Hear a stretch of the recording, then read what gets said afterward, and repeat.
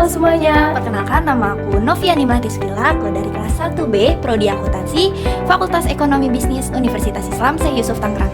Dan ini rekan saya.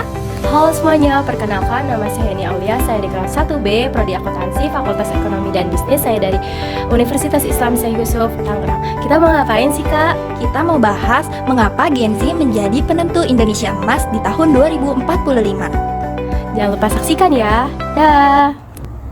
Oke, assalamualaikum warahmatullahi wabarakatuh. Sobat-sobat siapa? Kita ketemu lagi di channel siapa?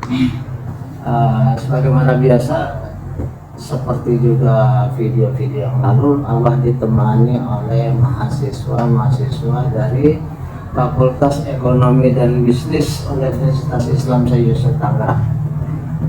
Kali ini kita akan membahas tentang Gen Z.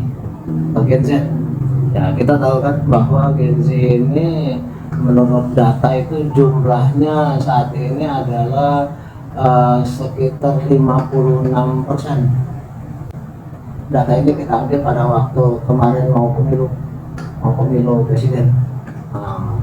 Itulah sebabnya calon presiden yang ada generasi mudanya lah, ya. Gibran bukan Gen Z tapi dia udah milenial karena di atas Gen Z. Tapi yang jelas ada yang mudanya maka berhasil merebut simpati Gen Z dan menanglah Prabowo. Nah sekarang persoalannya Gen Z itu ketika jumlahnya itu dominan dari jumlah pemilih, kalau kita ini mencanangkan Indonesia Emas pada peringatan 100 tahun kemerdekaan Indonesia tahun 2045, itu maka dari segi demografis itu akan terlihat bahwa strukturnya seperti ini gitu ya. Jadi bagian atas itu adalah orang tua, bagian Gen Z itu justru yang nanti pada tahun 2045 itu sedang pada usia produktif sekitar 40-45. Yang sekarang seperti Serbi semua saya pikirnya ya Gen Z semua kan. Ya kan lahir tahun berapa? 2005. Kemarin di atas 2000 ya. Kamu lahir tahun berapa? Karena gitu juga kan, sama juga kan gitu 2000-an ya pokoknya ya. Nah jadi dari situ kita akan melihat bahwa umur mereka ketika Indonesia Emas itu sedang di masa produktif ya. Jumlahnya besar lagi, ada 56%. Maka sekarang ada pertanyaan nih, saya pengen nanya di dalam diskusi kali ini. Apa iya sih Gen Z ya kamu sekarang ini yakin bahwa Indonesia itu 100 tahun kemerdekaan akan mencapai Indonesia Emas? Kan kemarin saya tanya itu bisa tapi sulit atau sulit tapi bisa, mayoritas kamu pada pesimis, jawabnya semuanya udah sulit tapi bisa, tidak ada optimisme. Nah sekarang pengen tahu mengenai 2045 Indonesia mencapai Indonesia Emas. Oke, saya mulai dengan ini. Tapi saya pikir memperkenalkan dulu, kenalkan diri dulu. Nama saya Lisa Polipata Fazia, Prodi Akuntansi Sore. Oke. Kelas 1B. Saya Sofwan Sori, kelas 1B dari Prodi Akuntansi. Saya Alvina Nadia Numairah dari Prodi Akuntansi kelas 1B. Saya Syahrul Zahawa dari Prodi Akuntansi kelas 1B. Oke, jelas ya. Jadi Gen Z akan saya tanya tentang pendapatnya tentang Indonesia Emas tahun 100 tahun kemudian. 100 tahun kemudian. 100 tahun kemerdekaan Indonesia 2024 sekarang menuju 2045. Kira-kira berapa tahun tuh? 19 tahun cuma ya. Dikit lagi. Oke, gimana mulai dari siapa? Terima kasih. Bismillahirrahmanirrahim. Kalau kami akan menjelaskan Gen Z menjadi penentu menuju Indonesia Emas di tahun 2040. Kenapa sih? Kenapa Gen Z itu menjadi penentu? Karena Gen Z itu adalah kelompok demografis yang mendominasi di berbagai sektor perekonomian, pemerintahan. Nah, Gen Z inilah yang akan menjadi penting memajukan keberlanjutan pembangunan Indonesia yang akan datang di tahun 2045. Apa sih alasannya kenapa Gen Z itu menjadi penentu Indonesia Emas di tahun 2045, alasannya adalah pertama, satu populasi produktif. Kenapa sih populasi produktif itu menjadi alasan Gen Z? Jadi Gen Z ini adalah kelompok yang usia di tahun 2045 itu rentang usianya adalah 30 sampai 45 sampai 50 tahun. Jadi mereka inilah mendominasi dunia kerja. Usia produktif sekali di tahun 2045 yang mendorong perekonomian kita menjadi maju. Dari berbagai sektor kita akan maju. Karena apa? Karena Gen Z inilah jika bakal menjadi penentu Indonesia Emas di tahun 2045. Itu yang pertama. Kedua, Gen Z ini adalah biasa teradaptasi dengan teknologi. Kenapa sih biasa teradaptasi teknologi? Di zaman sekarang, teknologi itu semakin berkembang cepat. Jadi, Gen Z ini langsung punya ide yang kreatif. Wah, saya ini kalau nggak main teknologi, saya ketinggalan gitu. Jadi Gen Z inilah memicu untuk bermain teknologi supaya tidak ketinggalan zaman. Itu alasan kedua. Alasan ketiga, kenapa sih Gen Z menjadi penentu Indonesia Emas di tahun 2045? Pengetahuan dan pendidikan global. Kita lihat di zaman sebelum kita, pendidikan di sebelum kita itu hanya dari sampai SD, SMP, SMA itu bagi orang yang mampu. Gen Z inilah yang dicanangkan Presiden Jokowi di tahun 2016 menjadi cikal bakal menuju Indonesia Emas 2045. Dengan apa? Dengan pendidikan yang tinggi. Dengan adanya pendidikan, maka tumbuhlah generasi-generasi emas yang menjadi cikal bakal menjadi penentu Indonesia Emas di tahun 2045. Alasan keempat, inovasi dan kreativitas. Kenapa sih Gen Z harus menjadi inovasi dan kreativitas? Coba sekarang. Kalau sebelum Gen Z itu hanya menjadi buruh, pekerja.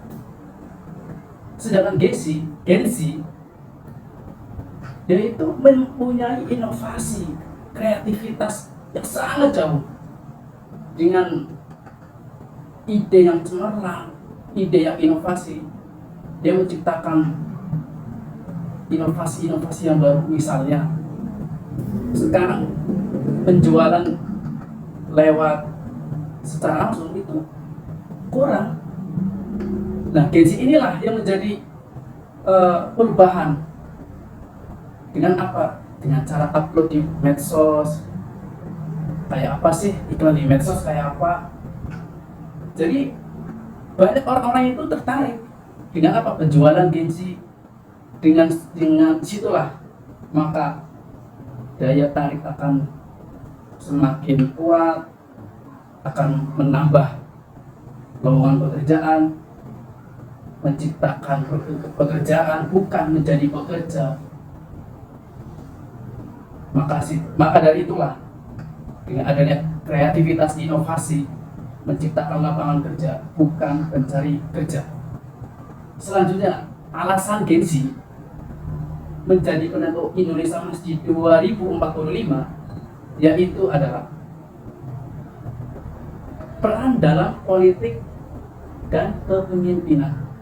Kita flashback lagi di tahun 2016. 2016 Presiden Jokowi mengatakan kita harus mempersiapkan anak-anak muda sekarang menjadi anak muda yang emas, anak muda yang kreatif di tahun 2045. Gen Z inilah yang akan menjadi pemimpin pengganti Presiden Jokowi, Presiden Prabowo di masa yang akan datang.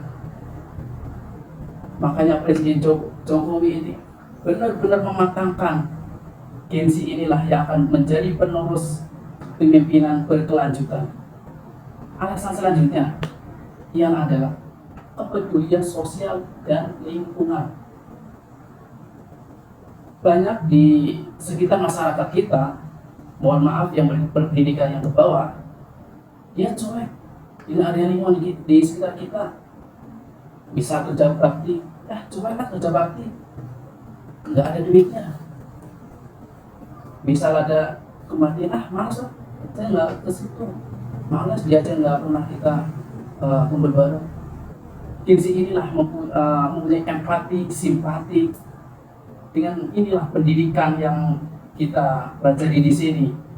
Kinsi inilah mempunyai kepedulian terhadap lingkungan sekitar. Oke, demikian dari kita, teman kita Sopan. Saya pengen dengar dari teman-teman yang lain. Karena kalau kita lihat dalam satu pengetahuan itu biasanya ada yang namanya dasain dan dasar. Jadi ada ilmu tentang cita-cita di masa depan, tapi ada juga pandangan tentang yang realitas sekarang kayak apa. Ya, apakah kita kemudian melihat kenyataan sekarang dengan pandangan ke depan itu matching, ya kan? Nah, misalnya kondisinya menunjuk ke masa depan, kondisinya itu memenuhi syarat, kan mungkin Indonesia masih tercapai. Tapi kalau misalnya kondisinya sekarang seperti yang Anda sebutkan tadi, bahwa anak sekarang nggak ada kepedulian, cuek, segala macam, ya apakah mungkin Indonesia masih tercapai? Mulai silakan dari sekali.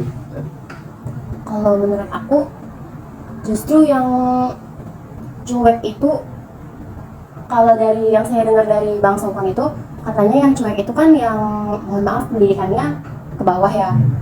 Justru yang generasi Z ini yang kepeduliannya tuh lebih tinggi daripada yang pendidikannya ke bawah tuh. Jadi mungkin maksud dia tuh Gen Z itu memiliki kayak apa ya, sifat kepedulian terhadap lingkungan sekitar lebih tinggi, terus juga kepedulian terhadap ekonomi yang ada di sekitar itu juga lebih aware gitu dari generasi Z. Jadi kenapa bisa bilang kayak gitu, karena kita bisa lihat dari sekarang itu banyak banget konten kreator yang emang posisinya itu dia sebagai generasi Z ini, dan kebanyakan mereka itu setelah jadi konten kreator biasanya mereka berbisnis, dan dari bisnis itu kan dia bisa membuka lapangan pekerjaan. Jadi ya dari situ sih saya rangkai ya gitu. Jadi harus tuh apa misalnya? Kalau kita lihat tadi saya bilang Gen Z yang berpendidikan yang lebih peduli, sementara Gen Z yang kurang pendidikan itu boleh dikatakan cuek sesuatu. Realitasnya kebanyakan mana sih, yang pendidikan atau yang tanpa berpendidikan? Kebanyakan sih yang dilihat ini yang berpendidikan. Cuman nggak semua yang pendidikannya rendah itu cuek. Apa buktinya? Buktinya yang di jalanan. Apa itu yang jalan kan ngamen? Ya, atau tapi anak-anak blong?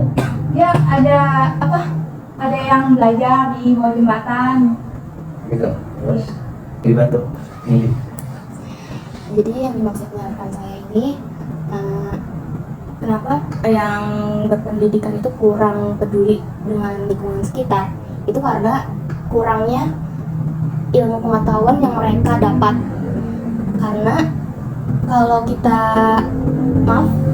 ilmu pengetahuannya kurang, berarti kita kurang peduli dengan lingkungan sekitar. Sedangkan yang ilmunya tinggi, yang berpendidikan, itu akan peduli dengan lingkungan sekitar. Tapi Sally memang bilang seperti itu, yang pendidikannya tinggi lebih peduli, sementara Sofan bilang yang pendidikan Anda kurang. Anda yakin memang begitu kenyataan di lingkungan Anda? Benar nggak yang namanya anak-anak di kampus itu lebih peduli sosial, terus kemudian anak-anak yang kurang pendidikan itu nggak peduli dan sebagainya? Anda yakin Anda seperti itu kenyataan? Ada beberapa lingkungan yang seperti itu, tapi ada beberapa juga yang tidak, Pak. Jadi Banyak mana tuh? banyakan yang Nggak peduli atau peduli? yang peduli sih. Yang peduli, yakin ya? Iya. Karena kalau kita lihat seperti yang biasanya saya sebutkan di kelas, dari mindsetnya saja, kalangan pendidikan sendiri ditanya bisa tapi sulit atau sulit tapi bisa, mayoritas bilangnya sulit tapi bisa. Artinya mereka itu menatap suatu masalah itu dengan merasa pesimis, bukan dengan optimis. Jadi dilihat dari situ, timbullah pertanyaan pada diri saya selaku pengacara. Kira-kira kalau pimpinan kita inginkan 2045 menjadi Indonesia emas, sementara generasi muda yang terdidik saja itu punya pandangan yang pesimis, apa iya itu tercapai? Gimana menurut Anda? Apa ya itu bisa tercapai karena Anda sendiri menatap masa depan pesimis? Yang saya katakan kan saya khawatir Indonesia emas itu bukan anak-anak kita nih yang menguasai, itu orang lain.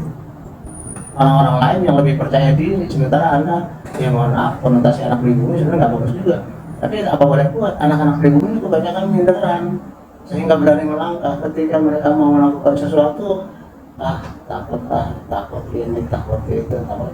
Yang saya khawatir nanti Indonesia emas bisa terjadi, ya terjadi. Tapi kalian tuh hanya penonton. Gimana kira-kira? Anda menjadi penonton atau menjadi pemain? Ada yang bilang waktu saya jadi pelatih Pak, itu namanya lain laga, namanya bola. Ya, gimana? Ya, yakin Anda bisa jadi pemain nanti dengan kondisi gadget yang sulit tapi bisa pandangannya. Mungkin. Oke, alasannya? Mungkin itu kan bisa iya, bisa enggak, bisa iya. Berarti mana ininya, arahnya, kecenderungan? Karena kan sulit tapi bisa bukan berarti kita nggak mampu mengerjakan hal tersebut. Iya. Iya. Jadi walaupun sulit, ya kita tetap bisa ngerjainnya. Seperti itu. Tapi kan ada rasa pesimis berarti. Kalau orang pesimis biasanya mundur maju akhirnya nggak jadi. Ya? Anda mau melakukan sesuatu, mau bisnis, bisa nggak ya? Bisa nggak ya? Tapi kalau saya pribadi enggak sih. Kalaupun itu sulit menurut saya, selagi saya bisa saya kerjakan. Oke. Iya. Tapi berarti kan Anda pandangannya bisa tapi sulit dong, bukan sulit tapi bisa. Karena Anda pasti optimis. Karena di balik proses itu pasti kita ada ngeluh-ngeluhnya, makanya saya bilang sulit tapi bisa. Iya, gitu. Tapi di awalnya kan sulitan dulu yang muncul. Iya, sulit dulu yang muncul. Gimana sih sebenarnya pandangan kamu tentang sulit tapi bisa tapi sulit? Iya, sulit tapi bisa itu berarti kita ada kemauan untuk melakukan kegiatan yang kita mau gitu Bah. Jadi walaupun sulit tapi pasti kita kerjakan Bah. Walaupun ya ada rasa ngeluh itu Pak di diri kita sendiri, karena ya nggak semua proses itu jalannya tuh mulus Bah. Jadi pasti ya ada rasa kesulitan yang kita jalani gitu sih. Oke, jadi kembali ke pertanyaan semula, kira-kira Gen Z dengan pola yang sulit tapi bisa, yakin nggak bisa menembus Indonesia emas? Persoalannya bukan bisa menembus, berperan nggak Anda? Itu loh. Ya kan, berperan nggak, kalau cuma sekedar ini mah pasti terjadi, cuma yang khawatir itu yang akan berperan adalah orang lain, sementara Anda sendiri cuma penonton. Itu saya nggak mau. Orang lainnya di sini tuh seperti apa? Ya, apakah tetap Gen Z juga atau maksudnya orang milenial. generasi yang lainnya? Sebenarnya agak rasis ya, kan di Indonesia ini kan terus terang saja kan ada anak pribumi yang kayak kamu, tapi kan ada juga anak keturunan Cina, keturunan Eropa, keturunan Arab, keturunan macam-macam. Nah sementara kita tahu bahwa anak pribumi ini kebanyakan adalah punya inferiority complex, minderan, nggak pedean, ya kan. Sementara mereka berani orangnya. Kan banyak bukti bahwa kita ini berhadapan dengan orang asing itu kayaknya kita merasa lebih rendah. Itu yang saya khawatir. Yang saya khawatir adalah ketika nanti Indonesia emas tercapai, mereka yang menjadi penguasa, Anda tetap aja di belakang. Ya mohon maaf ya, saya katakan, Anda aja kalau kuliah kan banyak duduk di belakang. Itu bukti Anda itu nggak mau maju. Duduknya di belakang, terus nggak pernah bertanya, ngerti, nggak pernah mengajukan nggak ada suaranya. Itu bukti Anda itu selalu dalam kondisi tidak percaya diri. Sampai nanya aja, padahal kita masih kuliah ya. Yang namanya kuliah orang bertanya kan wajar, namanya dia masih belajar, tapi nggak ada mau nanya. Itu kan berarti takut bertanya. Takut bertanya sesat di jalan. Nah kali saya ada kekhawatiran nanti giliran Indonesia emas terjadi, ya Indonesia emas terjadi pasti terjadi, insya Allah terjadi. Tetapi kita ini ada di mana nih? Apakah kita tetap saja ada di belakang, kebiasaan Anda duduk di belakang?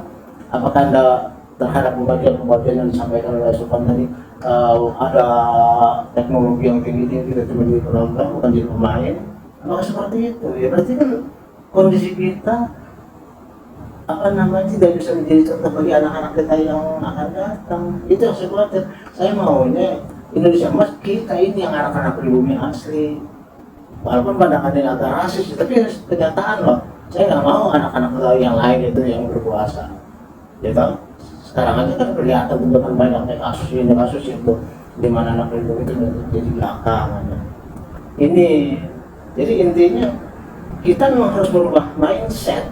Itu yang utama, dan itu mulai dibuktikan dengan cara ini ya, cara kita berdiskusi dalam kelas. Ini salah satu cara untuk memaksa Anda berani, gitu loh. Kenapa? Sering saya katakan bahwa mindset kita itu akan menentukan cara kita bicara.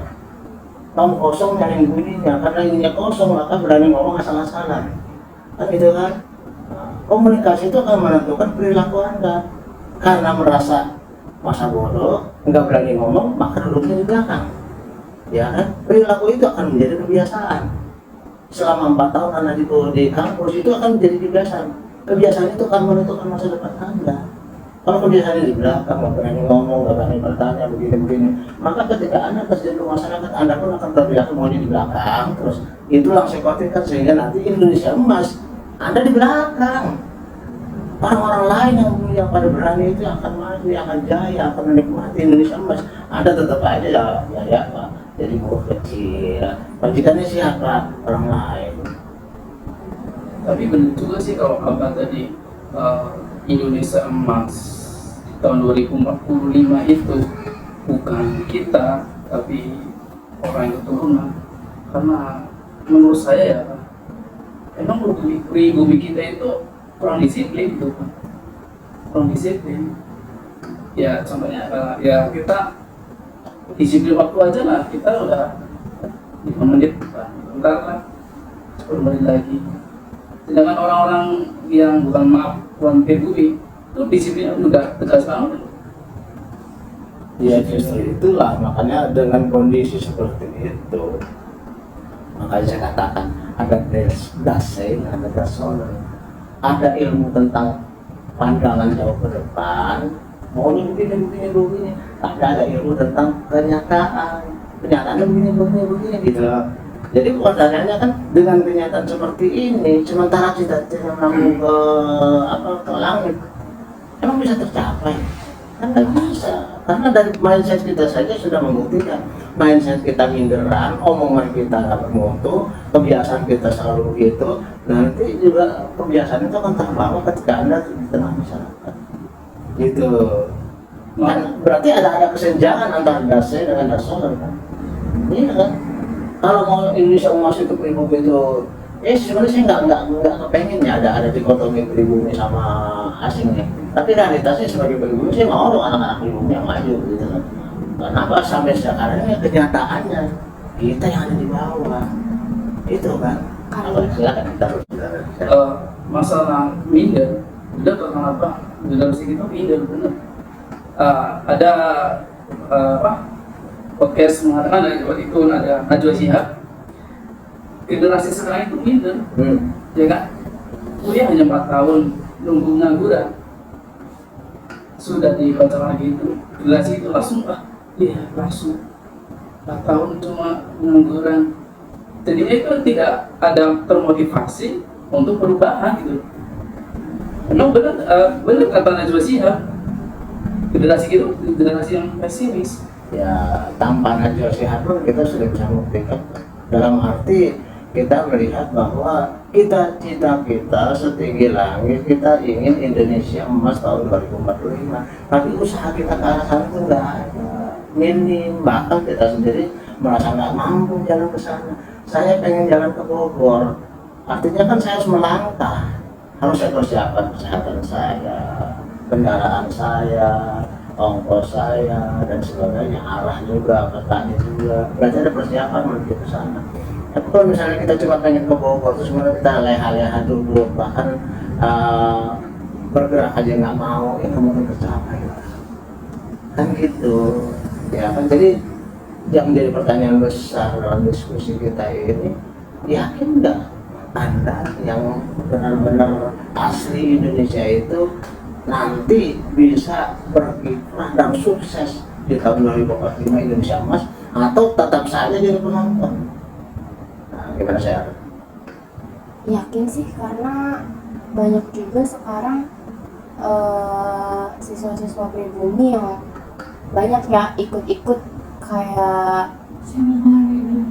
bukan kayak, kan ada yang suka ada duta gitu ya, itu banyak kok siswa-siswa dari pribumi itu yang ikut kayak gitu. Kalau menurut saya itu udah cukup berkontribusi buat Indonesia tuh menuju ke Indonesia Emas. Oke, bagus sekali. Cuma pertanyaan kembali lebih logik lagi. Anda sendiri, apa peranannya nanti mempersiapkan Indonesia Emas untuk diri sendiri? Oke, di secara nasional memang ada putra-putra bibit-bibit baik yang mampu menembus internasional, banyak sekali. Cuma yang saya inginkan, Anda sendiri gimana? Apakah Anda tetap dalam mindset Anda sulit tapi bisa, terus kemudian Anda pesimis, mideran, atau bagaimana gitu loh? Saya ingin Anda ini yang yang juga termasuk golongan terdidik seperti Saudara tadi bilang, adalah bagian dari orang dan kelompok yang berperan serta mempersiapkan dirinya. Tujuannya apa sih? Ya supaya Anda nanti di 2045 Indonesia Emas menikmati juga, bukan penonton. Gitu. Jadi memang sejak awal kita mulai perkuliahan saya sudah bertanyakan, ya, mindset Anda gimana?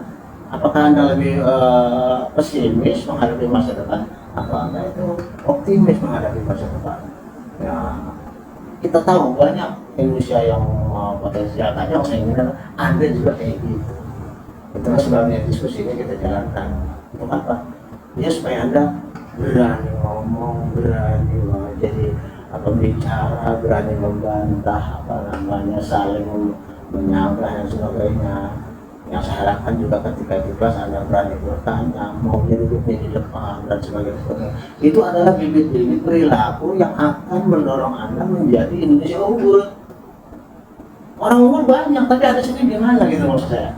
Indonesia pribumi banyak unggul, tapi Anda sendiri gimana? Apakah Anda cukup jadi penonton saja? Nah, kalau memang ingin berkiprah, do it now.